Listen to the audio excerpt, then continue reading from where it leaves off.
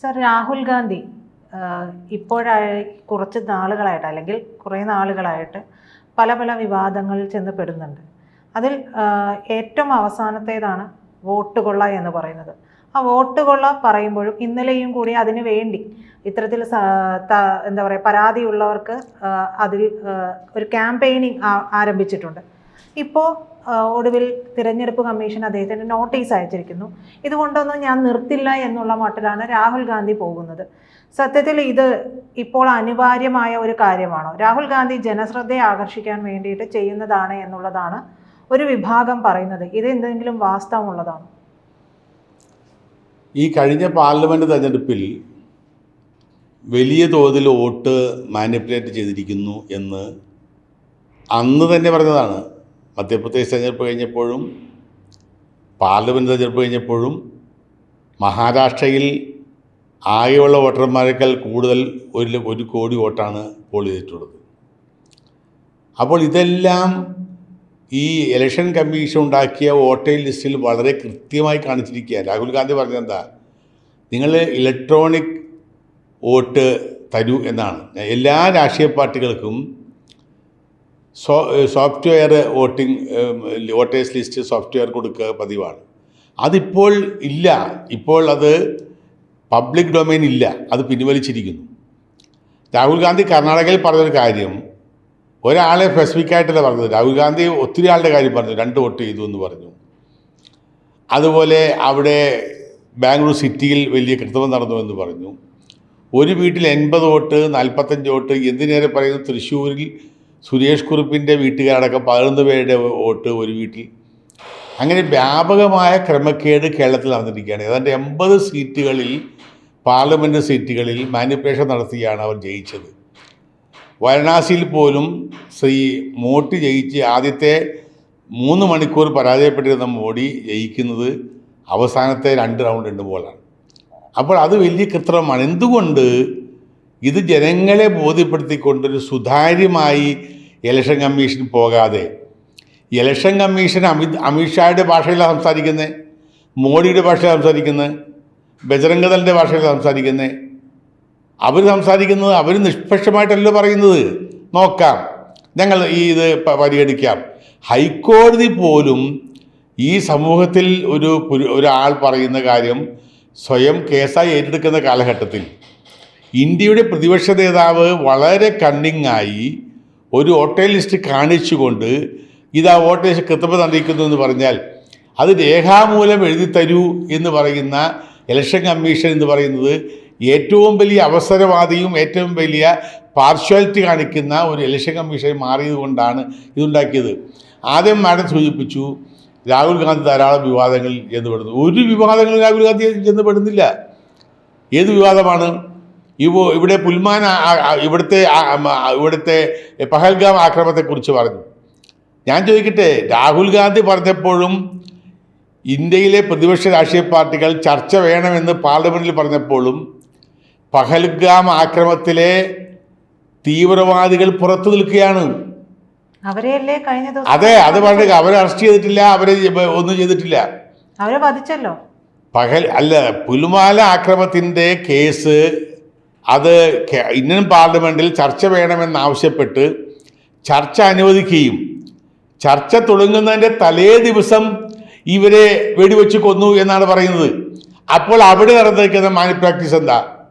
അത്രയും ദിവസം കാണാത്ത ആളുകൾ, അത്രയും ദിവസം ഇല്ലാത്ത ആളുകൾ, അത്രയും ദിവസം പിടിക്കപ്പെടാതെ നടക്കുന്ന തീവ്രവാദികളെ ചർച്ച ആരംഭിക്കുന്നതിന് തലേ ദിവസം പിടിക്കുകയും ഇന്നലെ അവരെ വെടിവെച്ച് കൊന്നിരിക്കുന്നു എന്ന് ആഭ്യന്തരമന്ത്രി പാർലമെൻറ്റിൽ പറയുകയും ചെയ്യുന്ന ഒരു സ്ഥിതിവിശേഷം.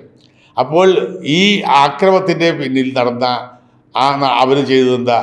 അവർ നേരെ സർജിക്കൽ സ്ട്രൈക്ക് നടത്തി. അതും ഇതുമായിട്ടെന്താ ബന്ധം? രാഹുൽ ഗാന്ധി പറഞ്ഞതെന്താ?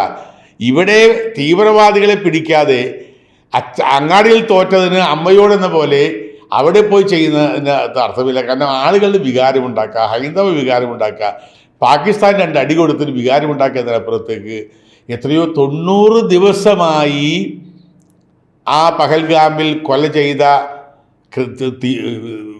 തീവ്രവാദികൾ കാശ്മീരിൽ താമസിക്കുന്നു, കാശ്മീരിൽ മാറി മാറി ജീവിക്കുന്നു ഈ ഗവൺമെൻറ്റിൽ. അപ്പോൾ രാഹുൽ ഗാന്ധി പറഞ്ഞത് തെറ്റാണോ? രാഹുൽ ഗാന്ധി എന്താണ് വിവാദം ഉണ്ടാക്കിയിട്ടുള്ളത്? എല്ലാ കാര്യം ഇത് ഇപ്പോൾ ശരിയായ കാര്യമല്ല. ഇലക്ഷൻ കമ്മീഷൻ ശരിയായ രീതിയിലേക്ക് വരണം. പക്ഷെ എന്തുകൊണ്ട് തന്നെ രാഹുൽ ഗാന്ധി അവിടെ ഒരു പരാതി ഇത് അഫിഡവിറ്റ് സമർപ്പിക്കാൻ തയ്യാറാകാത്തത്? രാഹുൽ ഗാന്ധി അഫിഡവിറ്റ് കൊടുക്കണമെങ്കിൽ ലക്ഷക്കണക്കിന് ആളുകളുടെ പേരിൽ അഫിഡവിറ്റ് കൊടുക്കണം. രാഹുൽ ഗാന്ധി പറഞ്ഞിരിക്കുന്നു, ഇന്ത്യയുടെ പ്രതിപക്ഷ നേതാവ് വളരെ കൃത്യമായി പറഞ്ഞിരിക്കുന്നു, അതൊരു കേസായി എടുത്താൽ എന്താ അവർക്ക്? അതൊരു കേസായി എടുക്കാതെ ഇലക്ഷൻ കമ്മീഷനെ കുറിച്ച് പറഞ്ഞിരിക്കുന്ന പരാതി ഒരു കേസായി എടുക്കാതെ, ഒരു പരാതിയായി എടുക്കാതെ എന്തുകൊണ്ട് ഞങ്ങൾ അന്വേഷിക്കില്ല എന്ന് പറയുന്നത്? ഇപ്പോൾ ഒരാൾ തെളിവുകളുണ്ട് എന്ന് രാഹുൽ ഗാന്ധി പറയുന്നുണ്ട്. അപ്പൊ തെളിവുകൾ ഉണ്ടെങ്കിൽ അത് തരൂ, ഞങ്ങൾ അത് അന്വേഷിക്കാമെന്നല്ലേ പറഞ്ഞിട്ടുള്ളത്? തെളിവുകളൊക്കെ പല ആളുകളും കൊടുത്തിട്ടുണ്ടല്ലോ. രാഹുൽ ഗാന്ധി കൊടുക്കണമെന്ന് തോന്നുന്നില്ലല്ലോ. അല്ല, അതിപ്പോ രാഹുൽ ഗാന്ധി ഇങ്ങനെ ഒരു പ്രസന്റേഷൻ നടത്തി മാധ്യമങ്ങളുടെ മുമ്പിൽ ഇത്രയും കാര്യങ്ങൾ പറയുകയാണ്. ഒരുപക്ഷെ അത് വലിയ വിവാദമാകുന്ന കാര്യം തന്നെയാണ്, അതിൽ തർക്കമൊന്നുമില്ല. പക്ഷേ അതിനെ കുറിച്ച് തെരഞ്ഞെടുപ്പ് കമ്മീഷൻ പറയുന്നു, തെളിവ് തരൂ, അഫിഡവിറ്റ് തരൂ, ഞങ്ങളത് അന്വേഷിക്കാം എന്നാണ് പറഞ്ഞത്. പക്ഷെ പ്രതിപക്ഷ നേതാവ് എന്നുള്ള നിലയിൽ അദ്ദേഹം അത് ചെയ്യണ്ടേ? ഇലക്ഷൻ കമ്മീഷൻ വെല്ലുവിളിക്കുകയാണ്. എത്രയോ ചീപ്പായിരിക്കുന്നു ഇലക്ഷൻ കമ്മീഷൻ. ഇലക്ഷൻ കമ്മീഷൻ വെല്ലുവിളിക്കുകയാണ്. അല്ലാതെ ഇലക്ഷൻ കമ്മീഷൻ അത് ഉൾക്കൊള്ളുകയല്ല. ഇന്ത്യൻ ജനാധിപത്യത്തിൻ്റെ ഏറ്റവും പരമോന്നതമായ സ്ഥാനത്തിരിക്കുന്ന ഇലക്ഷൻ കമ്മീഷൻ ഒരു പ്രതിപക്ഷ നേതാവ് പറയുകയും അദ്ദേഹം പത്രങ്ങളിലൂടെ മുമ്പിൽ പ്രചരിപ്പിക്കുകയും തെളിവുകളുണ്ട് എന്ന് പറയുകയും ചെയ്ത ഒരു വിഷയത്തെ അത് ഉൾക്കൊണ്ടുകൊണ്ട് അത് ഞങ്ങൾ പരിഹരിക്കാം, ഈ പരാതി ഞങ്ങൾ പരിഹരിക്കാം എന്ന് പറയുന്നതിന് പകരം ധൈര്യമുണ്ടെങ്കിൽ രാഹുൽ ഗാന്ധി തെളിവ് തരൂ, ധൈര്യമുണ്ടെങ്കിൽ ഞങ്ങൾ തരൂ, അല്ലെങ്കിൽ പിടിച്ചകത്തിടും, അല്ലെങ്കിൽ ഞങ്ങൾ ശിക്ഷിക്കും എന്ന് പറയുന്ന ഒരു ഏറ്റവും വലിയ വളരെ ദയനീയമായ ഒരു ജനാധിപത്യ ധ്വംസനമാണ് ഇന്ത്യയിലെ ഇലക്ഷൻ കമ്മീഷൻ നടത്തിക്കൊണ്ടിരിക്കുന്നത്. ഞാൻ ചോദിക്കട്ടെ, ബീഹാറിലെ ഉപമുഖ്യമന്ത്രിക്ക് 2 വോട്ടർ ID കാർഡുണ്ട് എന്ന് അവിടുത്തെ പ്രതിപക്ഷ നേതാവ് പറഞ്ഞിരിക്കുന്നു. ഇലക്ഷൻ കമ്മീഷൻ അദ്ദേഹം തെളിവ് കൊടുത്തിരിക്കുന്നു. ഇലക്ഷൻ കമ്മീഷൻ തീരുമാനമെടുക്കാത്ത. അപ്പോൾ ഡബിൾ വോട്ടിംഗ് ഉണ്ടാകാം. ഈ ഡബിൾ വോട്ടിംഗ് കുറ്റകരമാണ്. ഡബിൾ വോട്ടിംഗ് എന്ന് പറയുന്ന ഒരാൾക്ക് 2 സ്ഥലത്ത് വോട്ട് ചെയ്യുന്നത് കുറ്റകരമാണ്. അത് കണ്ടുപിടിക്കാൻ എന്തുകൊണ്ട് ഇലക്ഷൻ കമ്മീഷൻ കഴിയുന്നില്ല? എന്തുകൊണ്ട് ഇലക്ട്രോണിക് അവരുടെ സോഫ്റ്റ്വെയർ അവർ പിൻവലിച്ചു? ഇന്ന് കേരളത്തിലെ ഇലക്ഷൻ കമ്മീഷൻ്റെ വെബ്സൈറ്റിൽ കയറിയാൽ എല്ലാ ആളുകൾക്കും ഡൗൺലോഡ് ചെയ്യാവുന്ന പോലെ ഒരു വോട്ടർ ലിസ്റ്റുണ്ട്. അതില്ല. ഇലക്ഷൻ കമ്മീഷൻ ഒളിച്ചു കളിക്കുന്നു, ഇരുട്ടിൽ തപ്പുന്നു, ജനങ്ങളിൽ നിന്ന് ധാരാളം കാര്യങ്ങൾ മറച്ചു പിടിക്കുന്നു എന്ന സത്യമാണ് ഇവിടെയുള്ളത്. ഈ കോൺഗ്രസ് ഭരിച്ചിരുന്ന കാലഘട്ടത്തിലെല്ലാം ഇത്തരത്തിലുള്ള ആക്ഷേപം BJP ഉന്നയിച്ചിട്ടുണ്ട്. ഇത് ആക്ഷേപമല്ല ഇപ്പോൾ രാഹുൽ ഉന്നയിക്കുന്നത് BJP ഭരിക്കുമ്പോൾ. അല്ല, ആക്ഷേപമല്ലല്ലോ, ഇത് കൃത്യമായി പറഞ്ഞിരിക്കില്ലേ? കൃത്യമായി ഇലക്ഷൻ കമ്മീഷനോട് പറഞ്ഞിരിക്കുകയാണ്. ഇലക്ഷൻ കമ്മീഷൻ ഓഫീസിലേക്ക് മാർച്ച് ചെയ്യുന്നു. എന്നിട്ട് നാണമില്ല അവർക്ക്. ഞങ്ങൾ പരാതി തരുമെന്ന് പറയുന്നത്. ഇന്ന് കേന്ദ്ര ഇലക്ഷൻ കമ്മിറ്റി ഓഫീസിലേക്ക് 300 MPമാർ മാർച്ച് ചെയ്യുക. ഞങ്ങൾക്ക് എഴുതിത്തരൂ. എന്ത് ന്യായമാണ്? ഇന്ത്യയിലെ സുപ്രീം കോടതി ആയാലും ഹൈക്കോടതി ആയാലും ഇതുപോലെ ആയാലും അത് കേസായി എടുക്കാൻ തയ്യാറാകുന്ന ഒരു കാലഘട്ടത്തിൽ ഇത്തരം ആരോപണം ഉന്നയിക്കുമ്പോൾ ഞങ്ങൾ അന്വേഷിക്കാം, അല്ലെങ്കിൽ ആ കാര്യങ്ങൾ ഇതാണ് എന്ന് പറയുന്നതിന് പകരം ഞങ്ങൾക്ക് നിങ്ങളെ ഞങ്ങൾ വെല്ലുവിളിക്കുന്നു, എഴുതരൂ എന്ന് പറയുന്ന ഒരു ഇലക്ഷൻ കമ്മീഷൻ അമിത് ഷാ എന്ന് പറയുന്ന ഒരു ആഭ്യന്തരമന്ത്രിയുടെ, അല്ലെങ്കിൽ നരേന്ദ്രമോദി എന്ന് പറയുന്ന ഇന്ത്യൻ പ്രധാനമന്ത്രിയുടെ, അല്ലെങ്കിൽ ഒരു BJPക്കാരൻ്റെ നിലവാരത്തിലേക്ക് താന്നു പോയിരിക്കുന്നു എന്നാണ് എനിക്ക് പറയാം. ആ വെല്ലുവിളി ഏറ്റെടുക്കാൻ രാഹുലിന് കഴിയില്ലേ? ഞങ്ങൾ ഏറ്റെടുത്തിട്ടാണ് പറയുന്നത്. അപ്പോൾ തെളിവ് സബ്മിറ്റ് ചെയ്യാം. അവർ പറയുമ്പോൾ തെളിവെല്ലാം കൊടുക്കുന്നുണ്ടല്ലോ. തെളിവ് കൊടുക്കുന്നു. ഞങ്ങൾ വ്യക്തമായ തെളിവുകൾ ഇന്ത്യയിലെ 80 നിയോജക മണ്ഡലങ്ങളിൽ നിന്നും തെളിവുകൾ ശേഖരിച്ച് അസംബ്ലി ലെവലിലെ ബൂത്ത് ലെവലിലുള്ള ഓരോ നേതാക്കന്മാരും ഇറങ്ങിക്കഴിഞ്ഞു. ഞങ്ങളൊക്കെ തെളിവുകൾ കിട്ടിക്കഴിഞ്ഞു. നിങ്ങൾക്കറിയാമോ, ഒരു പാർലമെൻറ്റ് മണ്ഡലത്തിൽ 1100-നും 1500-നും ഇടയ്ക്ക് ബൂത്തുകളുണ്ടാകും. അപ്പോൾ ഒരു ബൂത്തിൽ 10 വോട്ട് എന്ന് പറഞ്ഞാൽ 15,000 വോട്ടാണ്. ഒരു ബൂത്തിൽ 50 വോട്ട് എന്ന് പറഞ്ഞാൽ 1.5 ലക്ഷം വോട്ടാണ്. ആ വോട്ടിന് കൃത്രിമം നടന്നിരിക്കുന്നു എന്നാണ് ഞങ്ങൾ പറയുന്നത്. ഞങ്ങൾ സ്ഥാപിച്ചിരിക്കും, ഒരു തർക്കവും വേണ്ട.